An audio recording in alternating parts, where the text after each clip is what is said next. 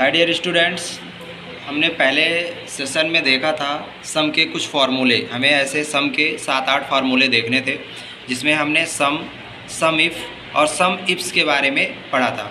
अब आगे हम 2-3 फार्मूले इस सेशन में थोड़ा शॉर्ट वीडियो रखेंगे, तो 2-3 फार्मूले और हम कवर करते हैं, और इसके बाद जो फार्मूले बचते हैं उनको हम नेक्स्ट पार्ट में कवर करेंगे।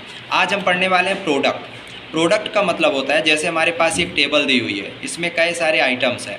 अब आइटम के अंतर्गत क्वांटिटी है और रेट है।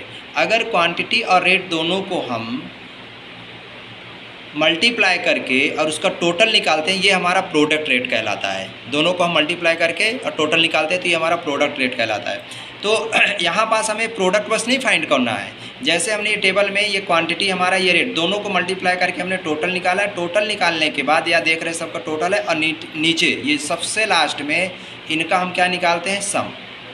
हम यहाँ से किए तो ये हमारा यहाँ सम निकल आया। तो इतनी सारी प्रोसेस ना करके हम डायरेक्टली एक फार्मूले के द्वारा सभी प्रोडक्ट का सम फाइंड आउट कैसे करें, ये अपने को देखना है। तो इसके लिए मैं एक सेल लेता हूँ यहाँ पास। यहाँ हमने इसको इक्वल लगाया, इक्वल में हमने यहाँ पास लिखा एस सम प्रोडक्ट, टैप किया। हमें क्वांटिटी पहले सेलेक्ट करनी है अरे 1 में, इसके बाद कामा करना है। इसके बाद सेकंड रो में अरे 2 में हम क्या रेट सेलेक्ट करेंगे, रेट सेलेक्ट करने के बाद हम कोष्टक बंद करेंगे।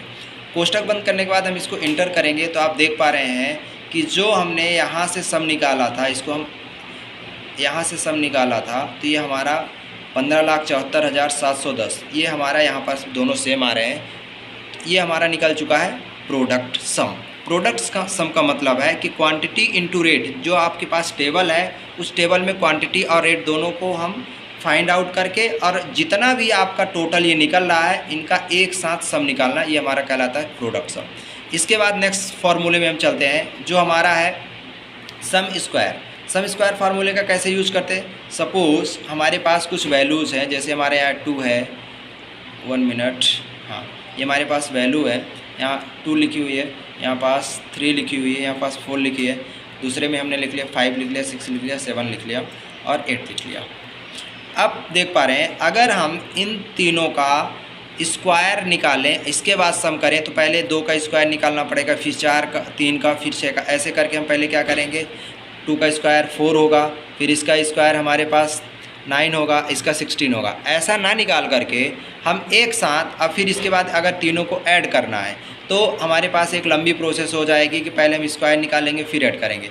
इतनी लंबी प्रोसेस ना करके एक शॉर्ट फार्मूला होता है, पहले हम इक्वल लगाएंगे और इसमें हम लिखेंगे सम स्क्वायर। सम स्क्वायर फार्मूला लगाए, हमने पहले सेल को सेलेक्ट किया, इसके बाद हमने कामा किया, दूसरे सेल को हमने सेलेक्ट किया, फिर कामा किया, तीसरे सेल को सेलेक्ट किया, इसके बाद ऐसे हम करते जाएंगे और कोष्टक क्लोज करेंगे। तो ये आप देख पा रहे हैं कि स्क्वायर निकल करके सब निकल गया।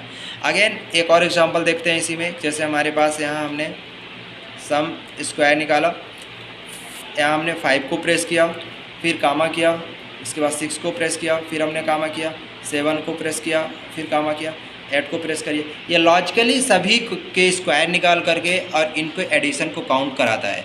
ये हमारा हो जाता है सम स्क्वायर।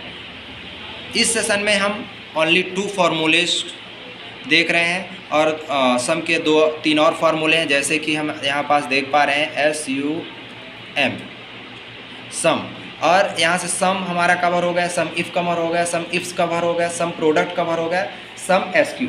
अब नीचे 2 फार्मूला बच रहे हैं, सम X2M/2, सम X2P/2 और सम XM/2। इन फार्मूला को हम नेक्स्ट ट्यूटोरियल में कवर करेंगे। Thanks for watching. और अगर जिन्होंने इससे पहले का ट्यूटोरियल नहीं देखा है तो उसको ज़रूर देखें। जब आप उनको देखेंगे तो नेक्स्ट आपको आसानी से समझ में आए। Thank you.